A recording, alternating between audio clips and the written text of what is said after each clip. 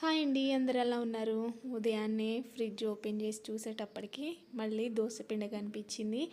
రోజు దోశలు ఏం తింటారులే, నిన్న దోశ మొన్న దోశ అని ఆలోచిస్తున్నాను. పిండి కూడా కొంచెమే ఉందన్నమాట. ఇక గుంత పొంగనాలన్నా వేద్దాము పిల్లలకి అని చెప్పేసి ఉల్లిపాయలు, పచ్చిమిరపకాయ, క్యారెట్, అలాగే సన్నగా కరివేపాకు కూడా కట్ చేసి పక్కన పెట్టుకున్నాను. ఇక అవన్నీ పిండిలో యాడ్ చేసుకొని ఈ పిండి అంతా బాగా కలుపుకున్నాను. దానిలోనే కొద్దిగా సాల్ట్ కూడా యాడ్ చేసుకున్నాను అనమాట. ఆల్రెడీ దోశ పిండిలో ఉప్పు కలిపి పెట్టాను.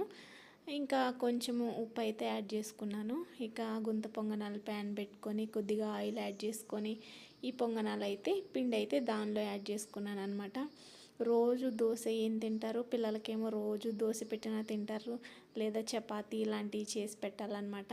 ఇక నేనైతే దోశ పిండి మ్యాక్సిమం 3-4 రోజులకైతే రుబ్బేసి పక్కన పెట్టుకుంటాను. ఇక ఆ పిండితోనే ఒకరోజు దోశలు, ఒకరోజు ఊతప్పాలు ఇక ఇలా వేస్తూ ఉంటానన్నమాట. ఇక ఈరోజు అయితే పొంగనాలు పిండి కూడా కొంచెమే ఉంది. ఇంక ఈ పొంగనాలు అయితే 2 వైపులా మంచిగా కాల్చుకున్నాను.